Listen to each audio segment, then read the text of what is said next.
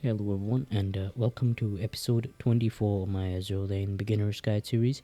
Today I will be covering some good beginner gear that you can farm from World 1 to World 6. I will only be covering these worlds in this video, and in the next video I will be covering World 7 to World 12 and not further because after that the farming becomes a bit more challenging, and if you have reached World 13 then I would assume that you have already started getting gear from PR and the uh, gear lab. Yeah, it's called the gear lab. Anyways, let's get straight into it, and we will start as early. World 1, there is really nothing to farm in World 1. I'm going to be honest with you. You don't really want to waste your time in World 1. Same can be said for World 2, but there's some gear that is like favorable, but I would still not bother farming World 2. Now in this video I will be mainly focusing on the gear itself and not the ships that you can get, but I will also give tips as to why it's not as favorable to farm certain worlds compared to others, because as a beginner you should be maximizing your resource gain and not just farming one thing. Now, World 1 and 2 I would skip entirely. They're just not good. Reason being is the gear is not that good, and you only get the grey plates from World 1 and 2, which is not favorable. World 3 and onwards, where you can actually start farming, 3-1 is not that good. Let's go to 3-2. 3-2, like I said, also mentioned that you can get blue plates now for your upgrading your gear. And for 3-2, there's actually, funnily enough, all three of this are actually really good. This is a steam catapult, and it will give you aviation, which is good for your aircraft carrier damage. This gun is actually pretty solid for your destroyers, for DPS, Laffy and Z23, actually really good for them. And Helldiver is really good. It's even an end game-ish kind of plane. It is a dive bomber, and it deals quite a lot of damage to multiple enemies. So very good and very recommended. Now let's go to 3-3. I don't think there's much here either. Yeah, 3-3 is also, you can skip. And 3-4 is actually really good because of the repair toolkits, which is still very end game and very useful. So you should get these repair toolkits. They're very good. Same with this. This is a budget purple fighter for your aircraft carriers, and I recommend these a lot as well. And also, just a bonus, you get Akagi and Kaga from 3-4. So yeah, if you want these ships, then 3-4 is your way to go. 3-4 is a good place to farm. Now for World 4. World 4 does have some decent gear in, I believe it's 4-2. Yeah, 4-2. You can actually get this gun, which is good for your light cruisers, but I actually do not recommend that you farm World 4. And there is a reason behind it. Even though, yes, there is a decent gun here, and only in 4-2 that is, this gun is actually decent for it is actually good for your light cruisers as a beginner main gun, but I don't recommend because you still get blueprints from it, and there is really no use.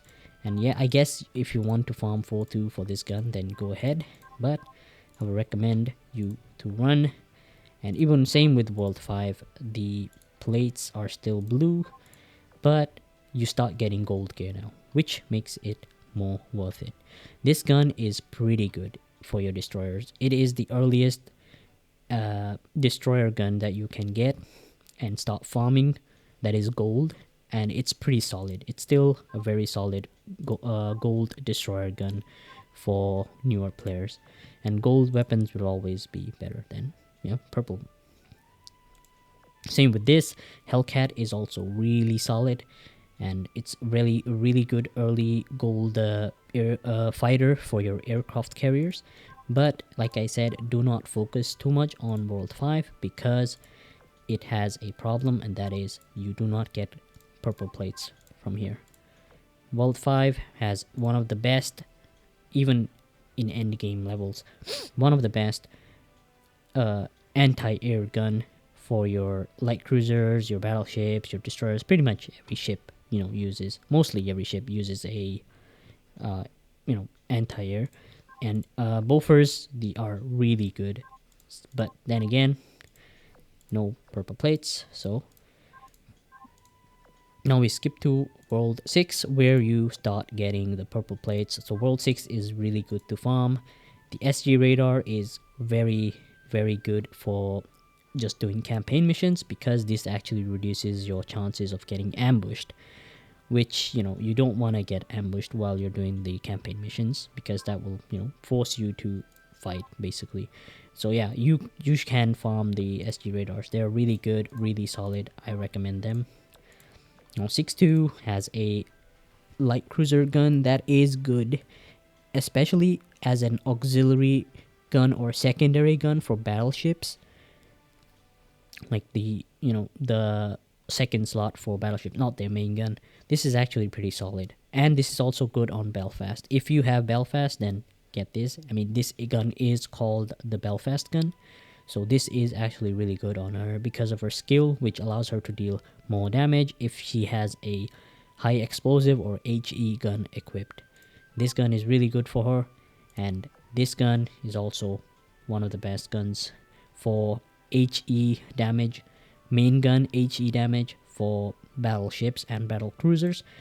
Really recommend to farm this as well. This is a really good gun. It's actually better than its gold version, so yeah, this is actually very good. Let's move on to 6.3. 6.3 is really not that good. I mean, you will look, oh look, this is a gold version of this gun, it must be better. Nope, it is not. This is not that good. Please don't be fooled by the rarity. This gun is way better, and if you want to farm this gun, then it's better to farm 6.2, where you can get the Belfast gun and you can get the 406mm.